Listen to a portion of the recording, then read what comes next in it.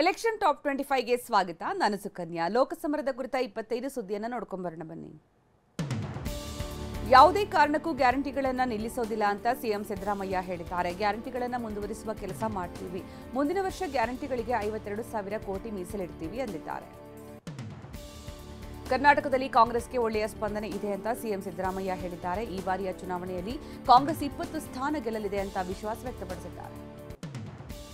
ಚುನಾವಣಾಧಿಕಾರಿಗಳು ಸಿಎಂ ಸಿದ್ದರಾಮಯ್ಯ ಪ್ರಯಾಣಿಸ್ತಾ ಇದ್ದ ಬಸ್ ಅನ್ನು ತಪಾಸಣೆ ನಡೆಸಿದ್ದಾರೆ. ಚಿಕ್ಕಬಳ್ಳಾಪುರ ಕಾಂಗ್ರೆಸ್ ಅಭ್ಯರ್ಥಿ ರಕ್ಷಾರಾಮಯ್ಯ ಪರ ಪ್ರಚಾರಕ್ಕೆ ತೆರಳುತ್ತಾ ಇದ್ದಾಗ ಪರಿಶೀಲನೆ ನಡೆಸಿದ್ದಾರೆ. ಪ್ರವಾಸಿ ಮಂದಿರದ ಬಳಿ ತಪಾಸಣೆ ಬಳಿಕ ಅಭ್ಯರ್ಥಿ ಪರ ಪ್ರಚಾರಕ್ಕೆ ಸಿಎಂ ತೆರಳಿದರು.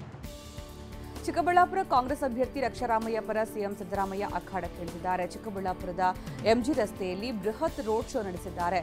ರಕ್ಷಾರಾಮಯ್ಯ ಅವರನ್ನು ಗೆಲ್ಲಿಸುವಂತೆ ಮತದಾರರಿಗೆ ಕರೆ ಕೊಟ್ಟಿದ್ದಾರೆ. ಭ್ರಷ್ಟಾಚಾರಿ ಎನ್ಡಿಎ ಅಭ್ಯರ್ಥಿ ಸುಧಾಕರ್ ಜೈಲಿಗೆ ಹೋಗಬೇಕಾದ ಪರಿಸ್ಥಿತಿ ಬರಲಿದೆ ಅಂತ ಸಿಎಂ ಸಿದ್ದರಾಮಯ್ಯ ಗುಡುಗಿದ್ದಾರೆ. ಅವರ ಹಗರಣದ ತನಿಖೆಗೆ ಆಯೋಗ ಮಾಡಿದ್ದೀವಿ. ನನಗೆ ಇರುವ ಮಾಹಿತಿ ಪ್ರಕಾರ ದಾಖಲೆಗಳು ಅವರಿಗೆ ವಿರುದ್ಧವಾಗಿವೆ ಎಂದಿದ್ದಾರೆ. ಟಿವಿ9 ಸಂದರ್ಶನದಲ್ಲಿ ಡಿಕೆಶಿ ಸಿಎಂ ಆಗಬೇಕು ಅನ್ನೋ ಆಸೆಯನ್ನು ಡಿಕೆ ಸುರೇಶ್ ವ್ಯಕ್ತಪಡಿಸಿದ್ದಾರೆ.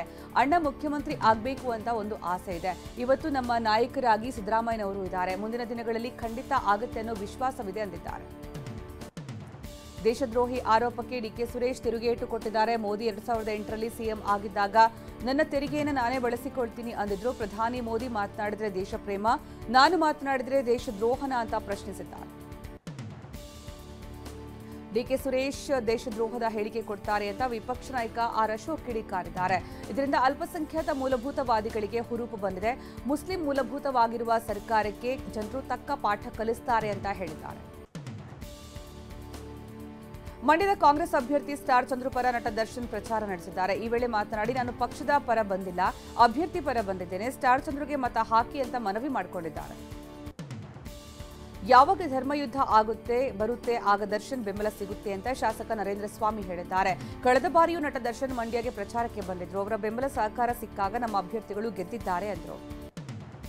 ದರ್ಶನ್ ಪ್ರಚಾರದ ಬಗ್ಗೆ ಎಚ್.ಡಿ. ಕುಮಾರಸ್ವಾಮಿ ಪ್ರತಿಕ್ರಿಯಿಸಿದ್ದಾರೆ. ನಟ ದರ್ಶನ್ ಪ್ರಚಾರಕ್ಕೆ ಹೋಗೋದ್ರಲ್ಲಿ ತಪ್ಪೇನಿಲ್ಲ. ಪ್ರಜಾಪ್ರಭುತ್ವದಲ್ಲಿ ಯಾರ ಪರ ಬೇಕಾದರೂ ಪ್ರಚಾರ ಮಾಡಬಹುದು. ಅವರ ಕರ್ತವ್ಯ ಮಾಡ್ತಿದ್ದಾರೆ ಎಂದರು. 9 ವರ್ಷದ ಬಾಲಕಿ ಕರೆದೊಯ್ದು ಆಸ್ತಿ ಬರೆಸಿಕೊಂಡಿದ್ದಾರೆ ಎಂಬ ಎಚ್ಡಿಡಿ ಆರೋಪಕ್ಕೆ ಕುಮಾರಸ್ವಾಮಿ ಪ್ರತಿಕ್ರಿಯಿಸಿದ್ದಾರೆ. ದೇವೇಗೌಡರು 30ರಿಂದ 35 ವರ್ಷದ ಹಿಂದಿನ ಕತೆ ಹೇಳಿದ್ದಾರೆ. ಅದಕ್ಕೆ ದಾಖಲೆ ಇದೆ ಅಂತ ಹೇಳಿದರು.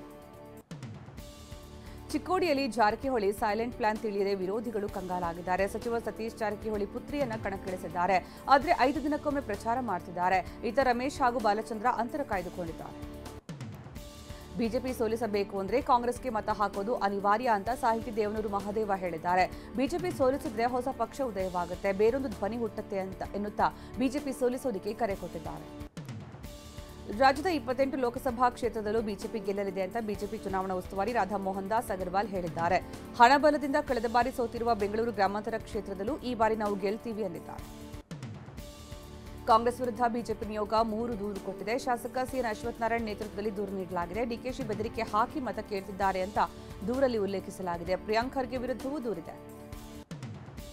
ರಾಜ್ಯದ ಜನತೆಗೆ ಭಿಕ್ಷೆ ರೂಪದಲ್ಲಿ ಗ್ಯಾರಂಟಿ ಯೋಜನೆ ನೀಡಲಾಗ್ತಿದೆ ಅಂತ ರಾಧಾ ಮೋಹನ್ ದಾಸ್ ಹೇಳಿದ್ದಾರೆ. ಚುನಾವಣೆಯಲ್ಲಿ ಕಾಂಗ್ರೆಸ್ ಸೋಲನ್ನಪ್ಪಿದ ಬಳಿಕ ಗ್ಯಾರಂಟಿ ಯೋಜನೆ ಸ್ಥಗಿತಗೊಳ್ಳಲಿದೆ ಅಂತ ಆರೋಪ ಮಾಡಿದ್ದಾರೆ. ಡಿಕೆ ಬ್ರದರ್ಸ್ ಬಿಜೆಪಿಯಲ್ಲೇನ 2 ತಾಸಿನಲ್ಲಿ ಬದಲಿಸುತ್ತಾರೆ ಅಂತ ನಿಖಿಲ್ ಕುಮಾರಸ್ವಾಮಿ ಹೇಳಿದ್ದಾರೆ. ಕಳೆದ ಬಾರಿ 2 ಗಂಟೆಯಲ್ಲಿ ಎಲ್ಲಾ ಬದಲಿಸಿದ್ರು. ಈ ಬಾರಿ ಆ ಇತಿಹಾಸ ಮರುಕಳಿಸಲ್ಲ, ನಾವು ಆ 2 ಗಂಟೆ ಮಲಗೋದಿಲ್ಲ ಅಂದಿದ್ದಾರೆ. ಅಧಿಕಾರಿಗೆ ಬಂದಾಗಿನಿಂದಲೂ ಕಾಂಗ್ರೆಸ್ ತುಷ್ಟೀಕರಣ ರಾಜಕಾರಣ ಮಾಡ್ತಿದೆ ಅಂತ ಶಾಸಕ ಅಶ್ವತ್ಥನಾರಾಯಣ್ ವಾಗ್ದಾಳಿ ನಡೆಸಿದ್ದಾರೆ. ರಾಜ್ಯ ಸರ್ಕಾರ ಕಾನೂನು ಸುವ್ಯವಸ್ಥೆ ಕಾಪಾಡುವಲ್ಲಿ ವಿಫಲವಾಗಿದೆ. ವಿದ್ಯಾರಣ್ಯಪುರ ಘಟನೆ ನೋಡಿದಾಗ ನಾವೆಲ್ಲಿದ್ದೀವಿ ಎಂಬ ಅನುಮಾನ ಬರ್ತಿದೆ ಎಂದಿದ್ದಾರೆ. ವಯನಾಡಿನಲ್ಲಿ ಕಾಂಗ್ರೆಸ್ ಪಕ್ಷ ಮುಸ್ಲಿಂ ಲೀಗ್ ಜೊತೆ ಕೈಜೋಡಿಸಿದೆ ಅಂತ ಕೇಂದ್ರ ಸಚಿವ ಪ್ರಹ್ಲಾದ್ ಜೋಶಿ ಕಿಡಿಕಾರಿದ್ದಾರೆ. ಕಾಂಗ್ರೆಸ್ ಸರ್ಕಾರದಲ್ಲಿ ಸಮಾಜದ್ರೋಹಿಗಳಿಗೆ ಕುಮ್ಮಕ್ಕು ಕೊಡಲಾಗ್ತಾ ಇದೆ. ನಿನ್ನೆ ಜಯಶ್ರೀರಾಮ್ ಅವರ ಮೇಲೆ ಹಲ್ಲೆ ಮಾಡಿದ್ದಾರೆ ಎಂದಿದ್ದಾರೆ. ಬಿಜೆಪಿ 180 ಸ್ಥಾನಗಳಿಗೆ ಕುಸಿಯಲಿದೆ ಎಂಬ ರಾಹುಲ್ ಗಾಂಧಿ ಹೇಳಿಕೆಗೆ ಸಂಸದ ಡಿ.ವಿ. ಸದಾನಂದಗೌಡ ಟೀಕಿಸಿದ್ದಾರೆ. ಲೋಕಸಭೆಗೆ ಬಹುಮತ ಬರೋದಕ್ಕೆ 272 ಸ್ಥಾನ ಗೆಲ್ಲಬೇಕು. ಹೀಗಿರುವಾಗ 272 ಸ್ಥಾನಗಳಲ್ಲಿ ಸ್ಪರ್ಧಿಸದ ಕಾಂಗ್ರೆಸ್ ನಾವೇ ಆಳ್ವಿಕೆ ಮಾಡ್ತೀವಿ ಅಂತಿದೆ. ಇದೆಂತ ಜೋಕು ಅಂತ ಲೇವಡಿ ಮಾಡಿದ್ದಾರೆ. ಸಿಎಂ ಸಿದ್ದರಾಮಯ್ಯ ಕೃತಜ್ಞತೆ ಇಲ್ಲದ ವಚನ ಭ್ರಷ್ಟ ಅಂತ ಎಂಎಲ್ಸಿ ಎಚ್ ವಿಶ್ವನಾಥ್ ವಾಗ್ದಾಳಿ ನಡೆಸಿದ್ದಾರೆ. ಸಿದ್ದರಾಮಯ್ಯಗೆ ಕಲಿಮುಲ್ಲಾರಿಂದ ರಾಜಕೀಯ ಪುನರ್ಜನ್ಮ ಸಿಕ್ಕಿದೆ. ಸಿದ್ದರಾಮಯ್ಯ ಹತ್ತಿದ ಏಣಿಯನ್ನೇ ಒದೆಯುವ ಗುಂಪಿಗೆ ಸೇರಿದವರು ಅಂತ ಕಿಡಿಕಾರಿದ್ದಾರೆ. ಶಿವಮೊಗ್ಗ ಬಿಜೆಪಿ ಅಭ್ಯರ್ಥಿ ಬಿವೈ ರಾಘವೇಂದ್ರ ನಾಮಪತ್ರ ಸಲ್ಲಿಸಿದ್ದಾರೆ. ರಾಮಣ್ಣ ಶ್ರೇಷ್ಠಿ ಪಾರ್ಕ್ನಿಂದ ಡಿಸಿ ಕಚೇರಿಯವರೆಗೆ ಬೃಹತ್ ರ್ಯಾಲಿ ನಡೆಸಿದ್ದಾರೆ. ಜಾನಪದ ಕಲಾ ತಂಡಗಳು ಮೆರವಣಿಗೆಗೆ ಮೆರುಗು ನೀಡಿದ್ವು. ಕಾರ್ಯಕರ್ತರು ಮೋದಿ ಪರ ಘೋಷಣೆ ಕೂಗಿದ್ರು. ಬಾಗಲಕೋಟೆ ಬಿಜೆಪಿ ಅಭ್ಯರ್ಥಿ ಪಿಸಿ ಗದ್ದಿಗೌಡರ್ ನಾಮಪತ್ರ ಸಲ್ಲಿಸಿದ್ದಾರೆ. ಬಾಗಲಕೋಟೆ ಡಿಸಿ ಕೆಎಂ ಜಾನಕಿಗೆ ನಾಮಪತ್ರ ಸಲ್ಲಿಕೆ ಮಾಡಿದ್ದಾರೆ. ಗದ್ದಿಗೌಡರಿಗೆ ರಾಜ್ಯಸಭೆ ಸದಸ್ಯ ನಾರಾಯಣ ಸಾಬಾಂಡಗೆ ಶಾಸಕ ಸಿದ್ದು ಸವದಿ ಸೇರಿದಂತೆ ಕೆಲ ಮುಖಂಡರು ಸಾಥ್ ಕೊಟ್ಟಿದ್ದಾರೆ. ರಾಯಚೂರು ಬಿಜೆಪಿಯಲ್ಲಿ ಬಂಡಾಯ ಸ್ಫೋಟಗೊಂಡಿದೆ. ಬಿಜೆಪಿ ನಾಯಕ ಬಿವಿ ನಾಯಕ್ ಪಕ್ಷೇತರ ಅಭ್ಯರ್ಥಿಯಾಗಿ ನಾಮಪತ್ರ ಸಲ್ಲಿಸಿದ್ದಾರೆ. ಬಿವಿ ನಾಯಕ್ ಪರವಾಗಿ ಸೂಚಕರು ಉಮೇದುವಾರಿಕೆ ಸಲ್ಲಿಕೆ ಮಾಡಿದ್ದಾರೆ. ಸದ್ಯ ಬಿವಿ ನಾಯಕ್ ಉನ್ನತ ಸ್ಥಾನಮಾನದ ನಿರೀಕ್ಷೆಯಿದ್ದಾರೆ.